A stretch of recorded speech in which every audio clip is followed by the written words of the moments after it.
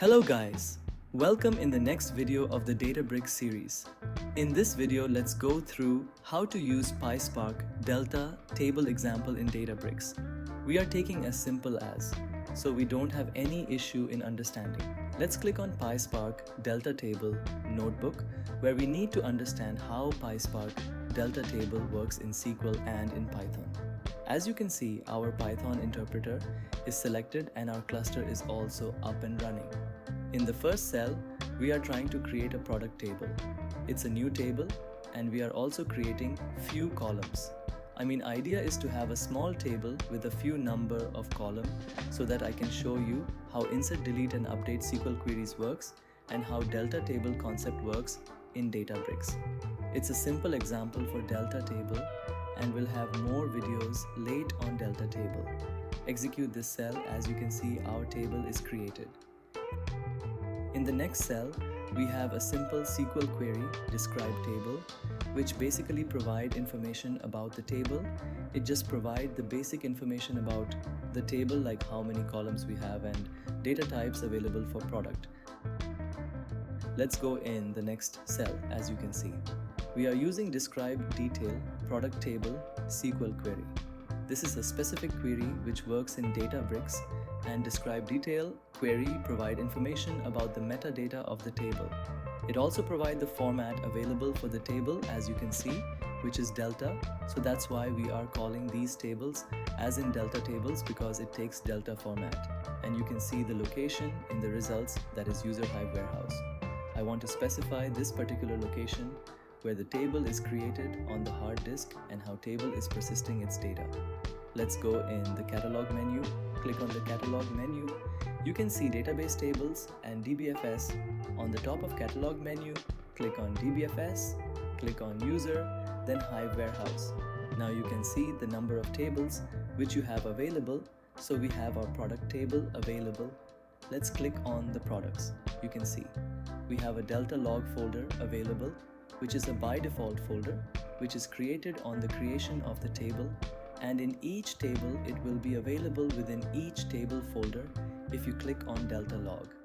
Then you can see we have a CRC file and JSON file. These are the main metadata files which store information about the table. If you scroll right, then you can see we have number of columns available which store metadata information about the table.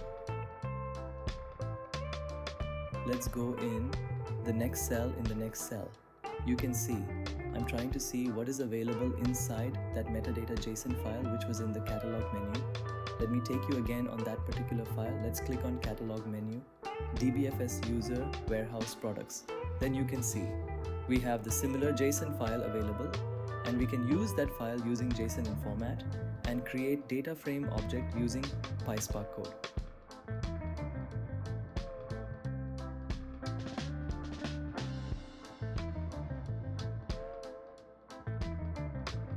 As you can see in the results set that we have few metadata information available about our table on the right side.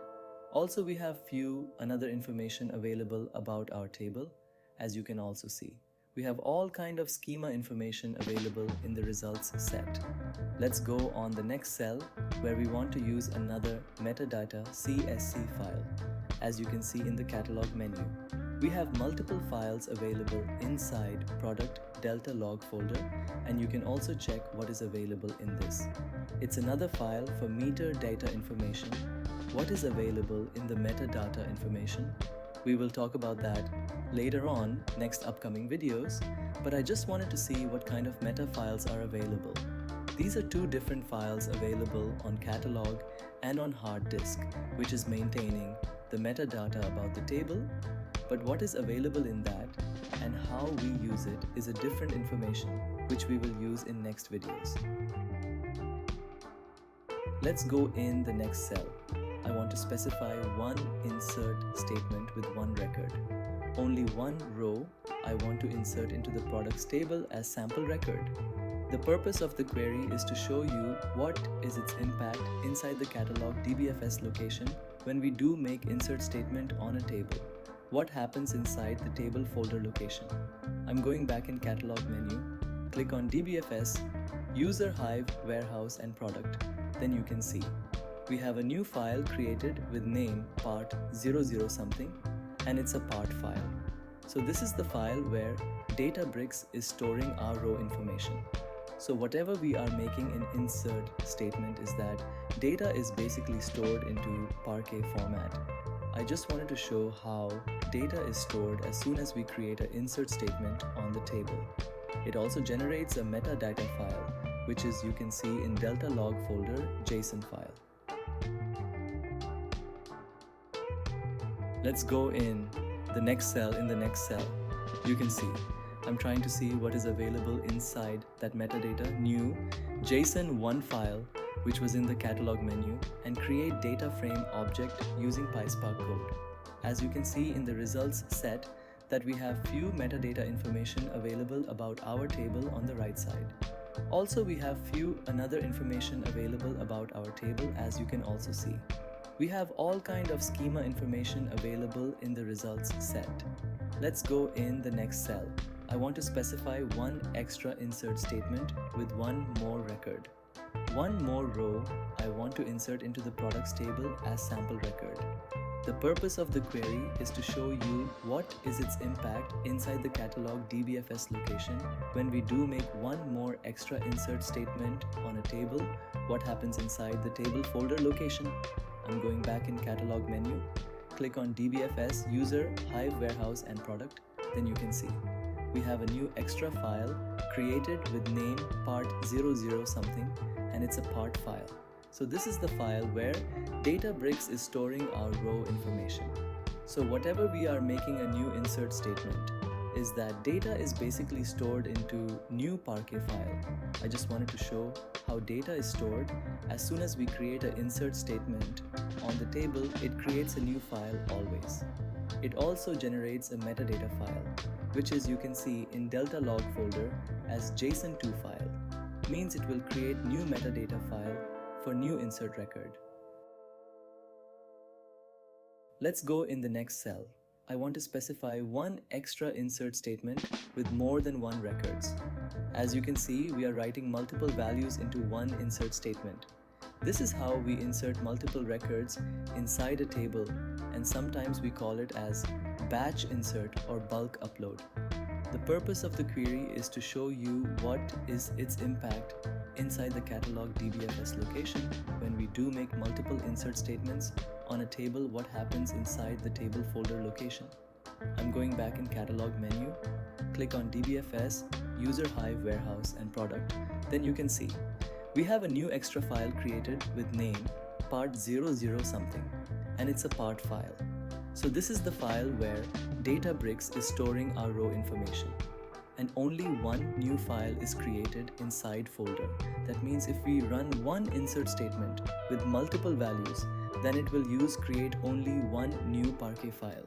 It does not matter it had single record or multiple records, it will create a new file. So whatever we are making a new insert statement is that data is basically stored into new Parquet file. I just wanted to show how data is stored as soon as we create an insert statement. On the table, it creates a new file always. It also generates a metadata file, which is you can see in delta log folder as JSON2 file.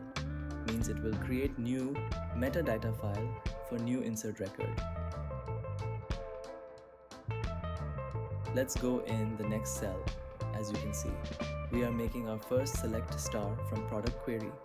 We can also make it order by ID so that we know what all products we have available in this table. As you can see, we have all of the records which we inserted earlier available into the result set. Let's go in the next cell.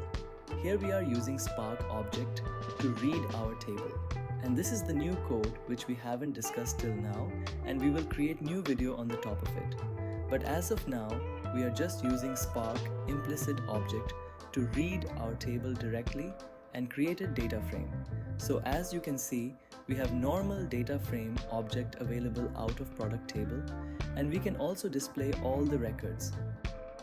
Let's go in the next cell.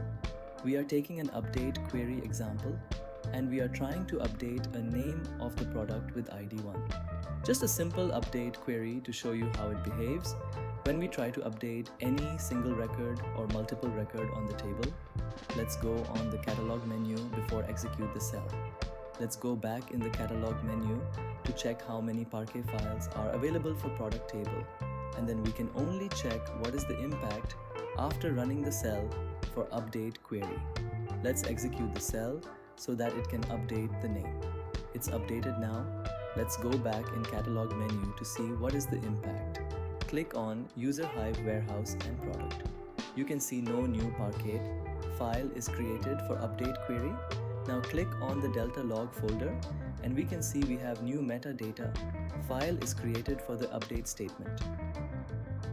Let's go in the next cell for delete queries. Let's execute the cell so that it can delete the record.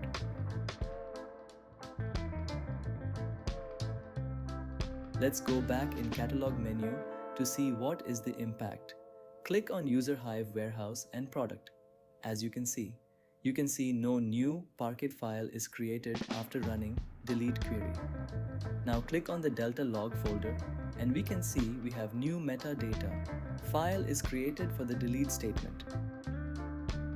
Let's go in the next and execute select star from the product table to verify how delete queries performed. So as you can see, we have ID1 is deleted already from the data. That's all we have for this video. I hope you learned something about Databricks. See you in the next video.